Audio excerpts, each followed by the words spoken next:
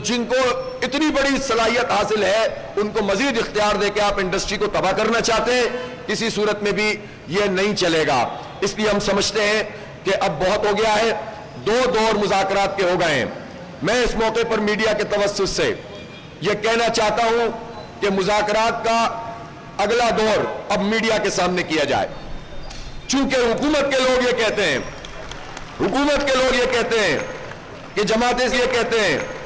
जमात इस्लामी की जो तजावीज़ें अच्छी तो हैं लेकिन काबिल अमल नहीं है, तो अब हम उन्हें बताएंगे पूरी कौम के सामने, मीडिया के सामने, कि हुकूमत के पास तो उन चीज़ों का कोई जवाब ही नहीं है जो हमारी कमेटी और टेक्निकल कमेटी उनके साथ मिलकर जिस पर हमने अपनी चीज़ों को पेश किया है।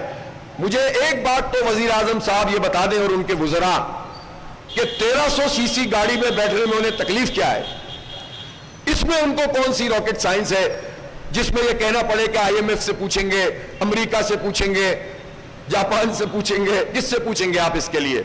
आज वज़ीर आज़म फैसला करे कि वज़ीर आज़म, सदर, गवर्नर्स, वुज़राए आला, जजेस, जितने भी आर्मी के अफसरान हैं बड़े, जो बड़ी गाड़ियां सरकार की इस्तेमाल करते हैं, वो ब्यूरोक्रेट्स, ये सारे के सारे वुज़रा, मुशीर, पार्लियामेंटेरियंस, किसी को 1300 सीसी से ऊपर गाड़ी नहीं मिलेगी। इसमें क्या तकलीफ है इनको?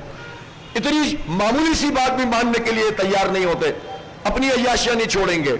यह फैसला करने में कौन सी चीज माने है कि पेट्रोल फ्री अब किसी को नहीं दिया जाएगा, और यह फैसला करने में क्या चीज माने है कि बड़ी गाड़ियां जितनी भी 3000 सीसी, 4000 सीसी चल रही है लाखों की तादाद में, उन सबको फरोख्त करें आप। 1,5-2 हजार जो है वो आपके बिलियन रुपीस जमा हो जाएंगे। आपको इस चीज में क्या तकलीफ है कि आप सूद के रेट को बतदरीज कम करते चले जाएं? इतने बड़े सूद को लगाने के नतीजे में जो इन्फ्लेशन पैदा हो रहा है और जो पूरी मुआशी एक्टिविटी तबाह हो रही है, और गवर्नमेंट खुद सूद के ऊपर अपने ही बैंकों से कर्जे लिए चली जा रही है। जो हमारा 79 बिलियन रुपीस का, 79,000 बिलियन रुपीस, 79 ट्रिलियन रुपीस इसका इंटरनल हमारा कर्जा है। ये इंटरनल कर्जा क्या है? ये ज्यादातर बैंकों से लिया हुआ है। अब आपका सूद अगर 10% होगा तो ये कर्जा 4000 अरब रुपए होगा सूद इसका, और अगर आपका ये कर्जा 20% सूद पे होगा तो 8000 अरब रुपए देने पड़ेंगे।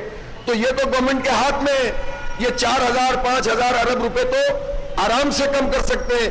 तो अगर ये कम नहीं कर रहे और ये सारा बोझ अवाम पे डाल रहे हैं, तो पाकिस्तान की मईशत क्या करेगी, और एक गरीब की मईशत कहां जाएगी, एक मिडिल क्लास की मईशत कहां जाएगी?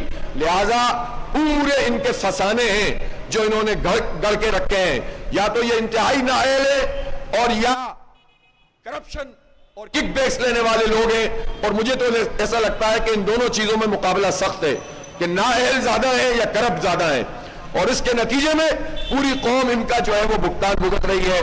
तो मीडिया के सामने अब मुज़ाकरात किए जाएं, और हम इस धरने को जारी रखे हुए हैं। यह धरना जारी रहेगा, पूरे पाकिस्तान में धरने होंगे, और हमने पहले ही बता दिया है कि आज हम इनका रिस्पॉन्स देख रहे हैं, आज और कल देख लेते हैं। चले 2 दिन में अगर इन्होंने चीजों को ठीक नहीं किया, बात को आगे नहीं बढ़ाया, और मीडिया के सामने आकर अपना मुकदमा पेश नहीं किया, हमारा मुकदमा तो मीडिया के सामने है, तो फिर हम वो सारे एक्शंस लेना शुरू कर देंगे जिसका जिक्र मैंने आज से 2-3 दिन पहले किया था कि धरने भी बढ़ेंगे, शाहराहों पे भी बैठेंगे, हड़ताल भी करेंगे, लंबी हड़ताल भी करेंगे, और मजबूर होकर अपना ये सियासी हक भी इस्तेमाल करेंगे कि शाहराहों के ऊपर जाकर हम बैठ जाएं और लोगों से अपील करें कि अपने अपने बिल लाकर शाहराहों पे आ जाओ।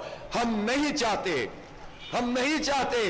कि हम बिजली के बिलों का बाइकआउट करें, लेकिन अगर ये मजबूर करेंगे और हमें हक नहीं देंगे तो फिर हम ये भी कर सकते हैं कि हम तमाम ताजिरों, तमाम सनतकारों और पाकिस्तान के अवाम से कहें कि इस हुकूमत को बिल देने का कोई फायदा नहीं, जो आपको कोई फायदा नहीं पहुंचा सकते और आपके ऊपर जुल्म करते हैं, अपनी अय्याशियां खत्म नहीं करते। इसलिए हुकूमत को फौरन एक्शन लेना चाहिए और लोगों को रिलीफ देना चाहिए। बहुत बहुत शुक्रिया।